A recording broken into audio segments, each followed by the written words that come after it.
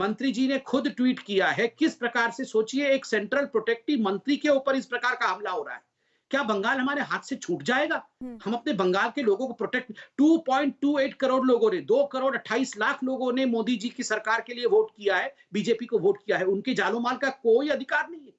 आप सोचिए, अगर यही यही घटना किसी बीजेपी शासित राज्य में हो गई होती, अभी तक the hell would have broken loose. मुझे इस सारे पर लोग लेफ्ट हमें का व्यू कटघरे लेना में होगा खड़े संबित, करके। मुझे इस पर लेफ्ट का व्यू लेना होगा और साथ ही इस बात का भी जवाब तैयार रखिएगा कि कूच बिहार में टीएमसी के वरिष्ठ नेता हैं उदयन गुहा, उन पर भी हमला हुआ है और टीएमसी कह रही है कि बीजेपी ने यह हमला करवाया है। सुनीत चोपड़ा जी, ये राजनीतिक हिंसा का दौर, आपका तो लंबे वक्त तक शासन रहा है पश्चिम बंगाल में, कैसे रुकेगा? क्योंकि दोनों ही पॉलिटिकल जो पार्टियां हैं वो एक दूसरे पर ही आरोप लगाती रहती है। इस तरह की सांप्रदायिक हिंसा बंद करवा दी थी।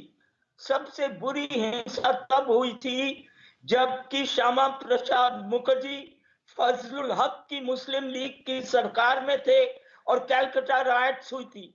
उस वक्त मैं गया था कलकत्ते बचपन में, हमारे पास पुलिस का बॉडी थी टू डिफेंड अस, लेकिन एक दिन लगा था हावड़ा स्टेशन से मोइरा स्ट्रीट जाते हुए। सुनील जी, आप समझ लो, ये इनका पुराना आपकी इन काम बातों है। को रिस्पेक्ट देते हुए मैं चाहूंगी कि आप आज की बातों पर बात करें और बताएं कि कैसे रुकेगी ये राजनीतिक हिंसा। मैं आपको कहता हूं, एक ही चीज करनी है। आप मुस्लिम हैं तो कहेंगे सलाम अलैकुम, peace be with you. Hindu हैं तो कहेंगे ओम शांति शांति। बौद्ध हैं तो बुद्धम शरणम गच्छामि।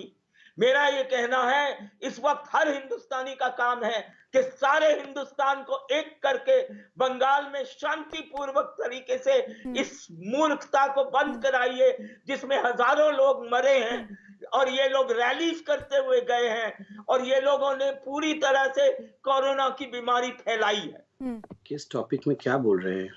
मैं शिवम त्यागी के पास जाना चाहती हूँ। शिवम त्यागी, ममता बनर्जी आरोप लगा रही हैं कि जहां जहां बीजेपी जीती है वहां पर ज्यादा राजनीतिक हिंसा हो रही है या ज्यादातर वहीं पर हिंसा हो रही है। तो इसमें वो सीधे तौर पर ये आरोप बीजेपी पर लगा रही है कि जो कुछ हो रहा है वो बीजेपी की शह पर हो रहा है।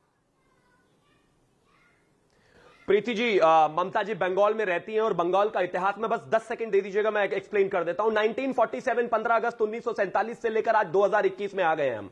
वहां पर नेता बदले हैं, पार्टी बदली है, लेकिन वहां पर हत्याएं, राजनीतिक हत्याएं बिल्कुल नहीं बदली। नोआखली में मुस्लिम लीग के 5000 गार्ड्स ने किस तरह से 10,000 लोगों को मौत के घाट उतार दिया था, यह देश भूला नहीं है। और क्या कहा सुनीत चोपड़ा जी ने कि हमने बंद करवा दी थी।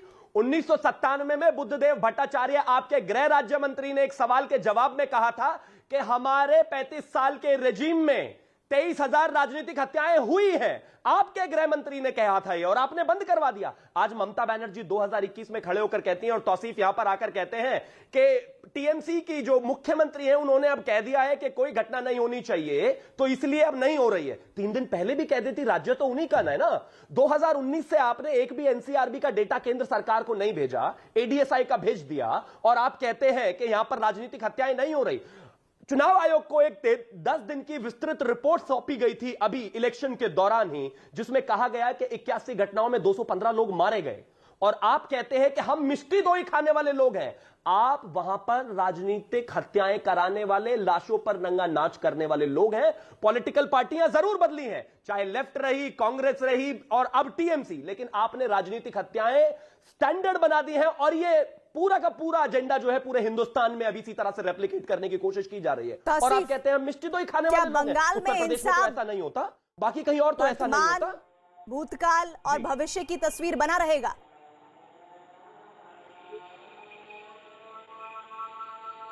तौसीफ जी फरमाइए।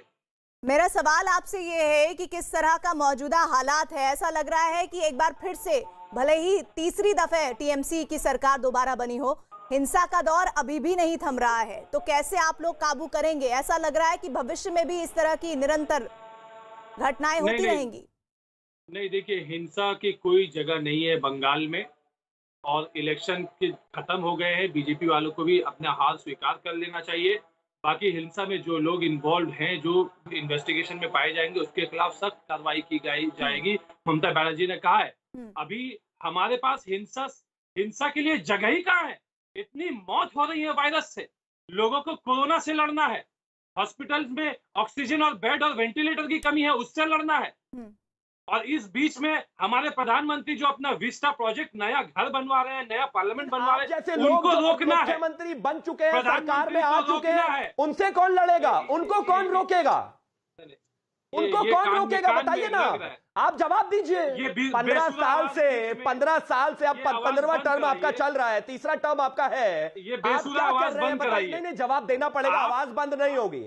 आवाज का जवाब तो देना पड़ेगा आपको, जवाब दीजिए ना। ये आकर ये मीठा मीठा बोल देने से कुछ नहीं होने वाला है। सड़कों पर महिलाओं को खींचा जा रहा है।